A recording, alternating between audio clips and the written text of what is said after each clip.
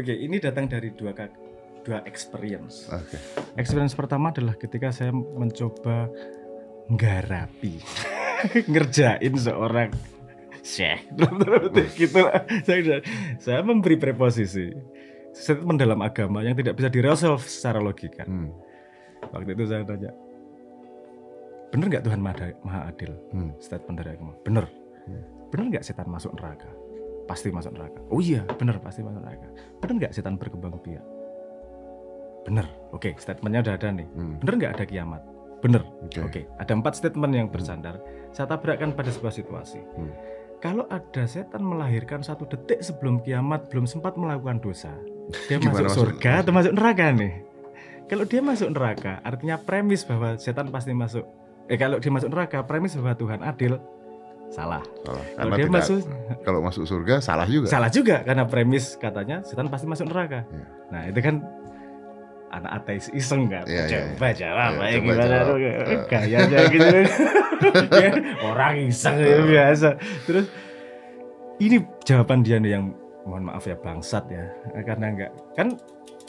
Saya mikirnya saya set up pertanyaan seperti itu supaya tidak terjadi jawaban. Gimana nih jawabannya? Ini paradoks semua jawabanmu. Jawaban dia sangat menurut yang membuat saya terhantam ke belakang. Justru karena tidak menjawab. Jawabnya gini dia. Oke, semua itu statementnya benar. Dan saya nggak ngomong bahwa saya paling tahu. Tapi pertanyaan saya, tadi kan dikatakan statementnya adalah setan berkembang biak. Berkembang biaknya gimana? Oke. Jadi statementku mengandung loaded asumsi ini yang belum tak track sendiri. Kan ada macam-macam contoh di alam berkembang biak. Bisa berpasangan, bisa hermaprodit, bisa membelah diri, bisa sport dan seterusnya. Seperti apa setan? Seperti apa setan berkembang biak? 1. Nomor 2. Bagaimana penghitungan dosa? Apakah dia ikut turunan? Apakah kalau membelah diri dosanya nempel di yang lain? Nah, mekanisme itu kan kita nggak mungkin bisa menjelaskan premisnya kalau kita tidak tahu mekanisme itu. Kemudian dia ngomong gini, misalnya ya, itu misalnya. Tapi saya nggak tahu. Misalnya, kalau setan berkembang biaknya dengan membelah diri, mungkin nggak entitas barunya itu juga punya noda dosa seperti entitas selamanya? Ya nggak ada statement yang menidakkan, artinya ya itu possible kan, artinya possible. Bisa. Berarti possible juga kan itu kemudian dia baru, entitas baru terus masuk neraka. Ya possible, artinya ini masih pada area relatif nih. Terus yang saya ambil ilmunya dari situ bahwa semua statement itu mengandung background informasi, mengandung asumsi, dan saya nggak bisa ngomong statement itu sevalid apa sebelum saya nge-track semua asumsi yang saya miliki. Itu membuat saya kemudian, tapi kan itu tidak bisa di-track. Bisa. Gimana caranya? Semaksimal mungkin kita track.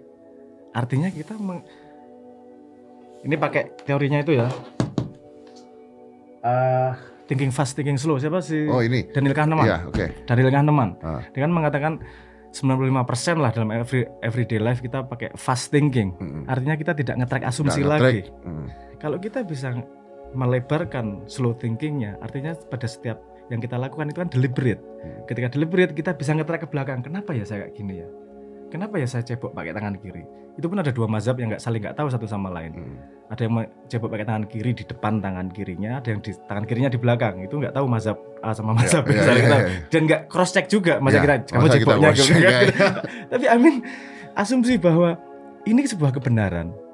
Itu nanti ada level lagi. Kebenaran yang saya alami, induktif, abduktif, deduktif, atau personal phenomenon atau universal phenomenon. Nah, artinya ini kan ini relatif truthnya.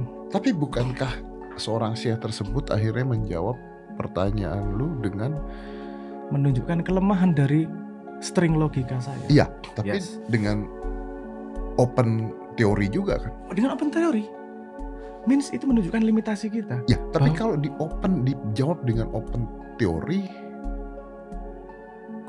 itu kan tidak bisa membenarkan satu hal. Betul. Tapi juga tidak bisa menyalahkan satu hal. Iya, betul. Oke, eksplorasi berikutnya adalah mungkin kamu melengkapi informasi. Dengan berharap kemudian akan mencapai suatu konklusi yang lebih baik. Iya, betul. Berikutnya. Pasti.